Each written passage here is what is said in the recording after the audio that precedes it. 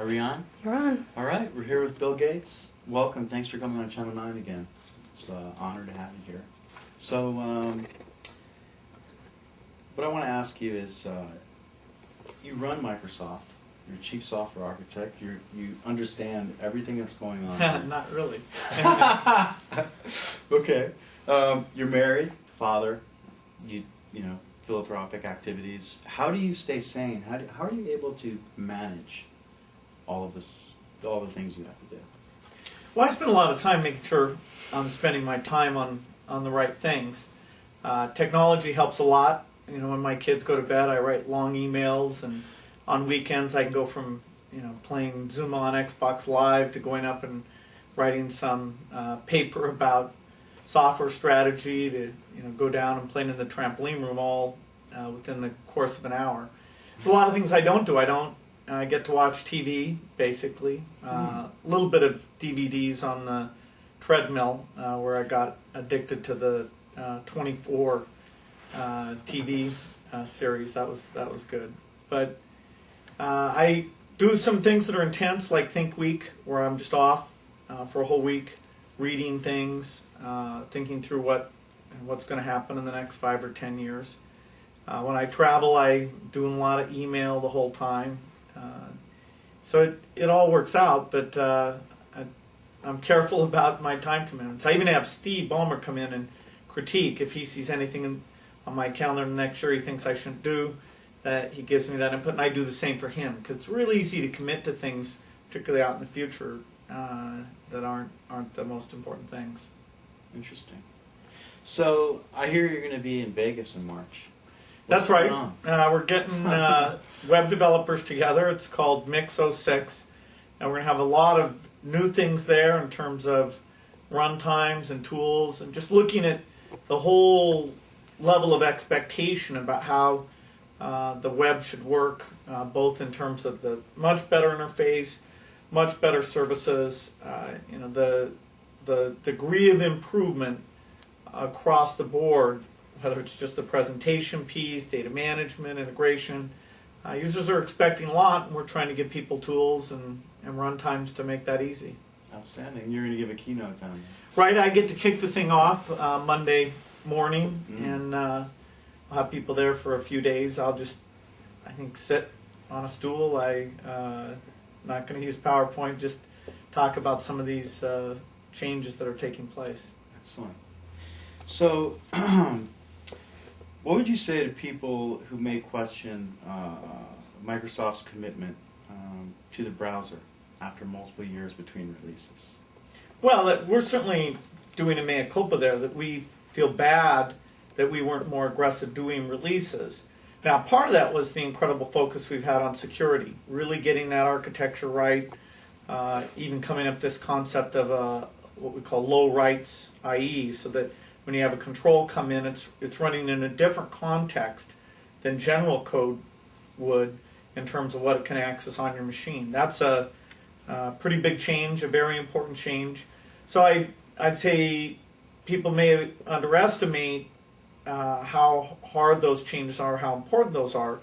But even given that, in terms of end user features, we have not moved as fast as we should, both in terms of how we layer things and we prioritize things. Starting with the IE7 advanced, people will see this year, both for down level and as part of Vista, you're going to see very regular activity there. We're not going to let things in terms of end user neat things stay as much the same as we did these last couple of years. True. So back on IE, why do you think it's taken so long for DHTML and asynchronous JavaScript web requests to catch on? They've been around for a while, right?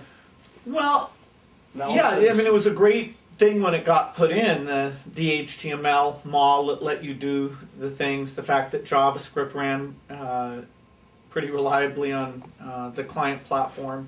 And it is surprising to me how long it's taken people to say, okay, given that we can put a little bit of logic there, how do you minimize those round trips? How do you make that screen painting be more like you could do locally? Mm-hmm. Now people have woken up to that, and it creates a phenomena. Even within Microsoft, we've seen it in many places. We have our InfoPath group essentially did this. We had our Hotmail group essentially did it. We had our Excel group in terms of promoting a spreadsheet do it. We saw our MSN sites beyond Hotmail doing it. And so we brought it together in terms of a runtime to make it easy for people that we call Atlas. Doing these things right in terms of the asynchronous nature and how you cache these things and debugging it, it's fairly hard. But with the right tools, this stuff will become just very, very standard. And so here at the Mix 06 thing, we'll have Scott Guthrie there really talking about how he's looked at all these groups, both inside Microsoft and outside, and seen what they've been doing and figured out how to create a runtime that makes this very doable in a very rich way. And that would be Atlas. That's Atlas, yep. Outstanding. So on Channel 9, we go around the company, we talk to architects and engineers and all different classes of people. We recently interviewed some Windows architects working on the kernel core team. And during the course of that, they mentioned that you like to say if you break compatibility, you're throwing away an asset. I was wondering if you could elaborate on that a little bit. Well, it's an incredible thing that you can still take a program that you would have run on the original IBM PC back in 1981, and you can plug it into Windows and run that. It's not that a ton of people do that, but just that commitment that as people invest in buying applications, knowing applications, not just commercial applications, the thousands of applications that get written inside a company that the company may not even have an inventory of, that we're going to keep those running. Now that can't be an absolute thing because you move forward with rich new capabilities and security, things like that. Sometimes you have to partition those applications off and not let them get access to new capabilities. But compatibility is a huge benefit. If we said to people that what you've learned about Excel, you had to throw that out, or your applications, or how you navigate the system, you had to start over, that would be a huge drawback. So in terms of testing for compatibility, that's something that Microsoft is very unique at the complexity of doing that, and yet the value that provides to people. So we think hard about any change we're going to do that affects the base of software that's out there. Excellent. So Office 12 is a major release. Lots of changes, lots of really innovative things. What excites you most about Office 12? Well, it's hard to pick. There's Office 12 has got more sexy new stuff than any release we've done for ages and ages. You just take the diagramming in PowerPoint or the visualization stuff they've done in Excel.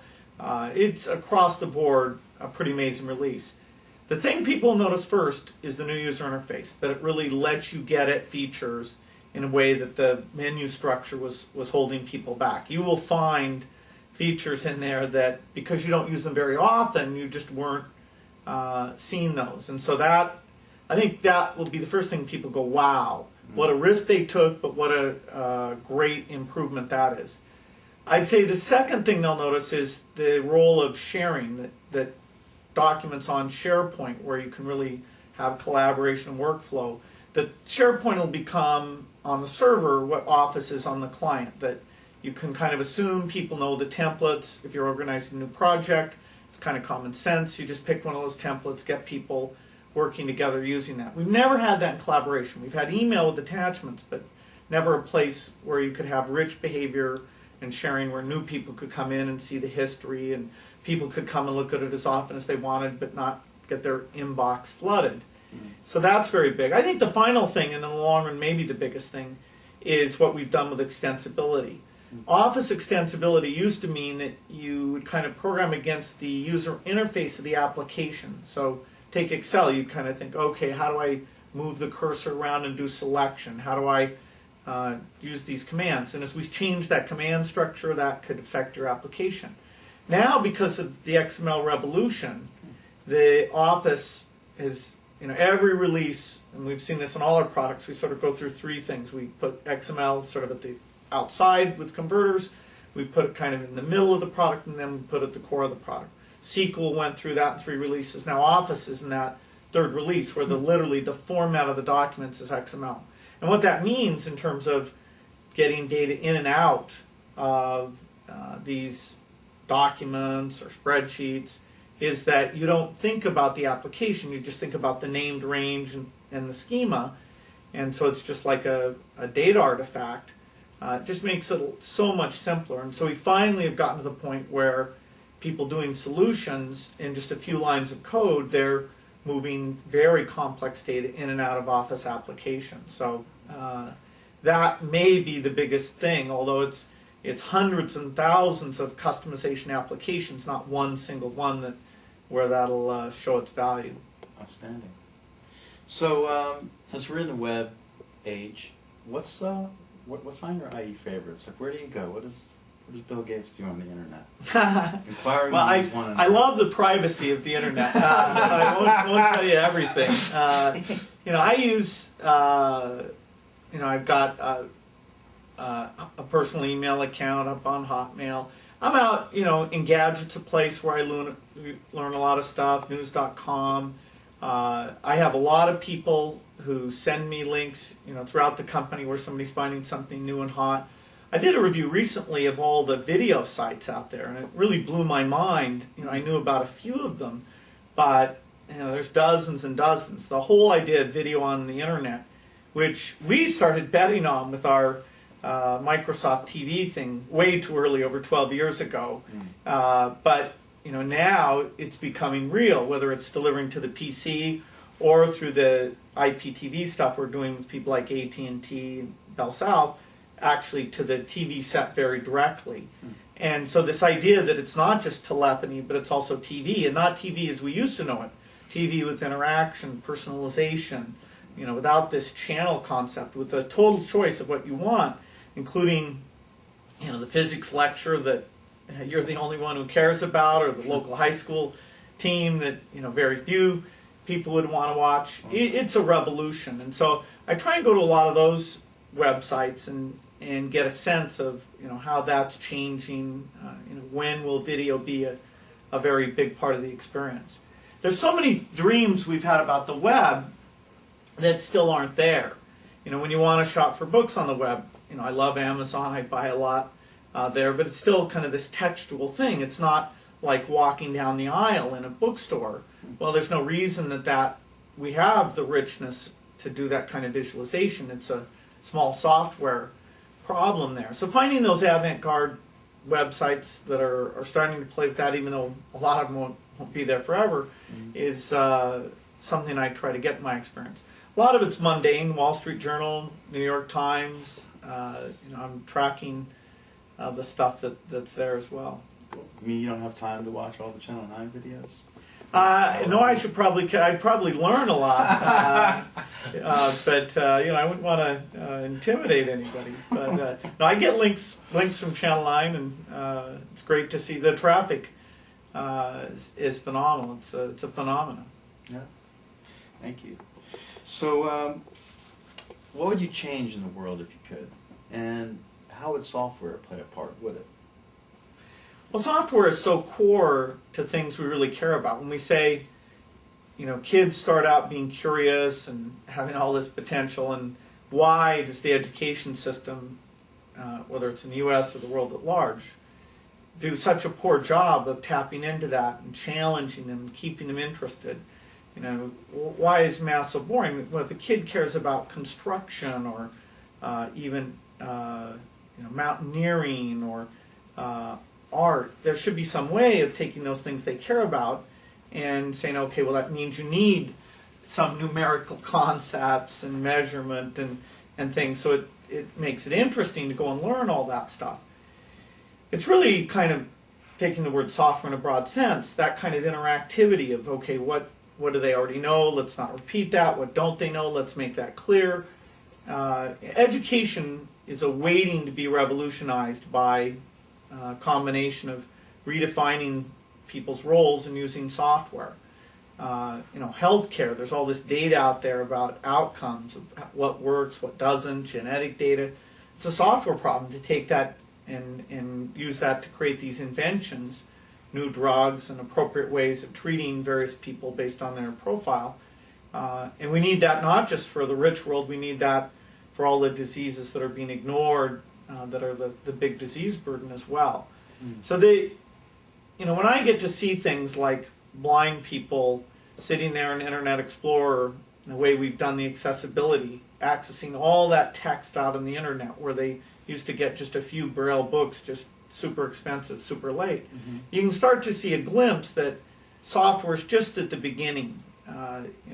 Yes, it's changed music, but it hasn't changed video or TV yet. But in the next 10 years, it will. The whole idea of buying, do you always get the best deal, know the best price, get the best recommendations? No, today the market's imperfect in that sense. And there's so many great people out there taking software and the internet, sometimes building on our stuff, sometimes not, but taking commerce and making it work better for the consumer. And we're just really at the very beginning of that. The crazy dreams of the late 90s, the dreams weren't wrong. The notion of what type of software tools and payment infrastructure, trust infrastructure, data infrastructure, protocol infrastructure, there just weren't the right software foundations for building those things. And now's the time that the people who take the long-term view of, including us and others, have really started to put those things into place.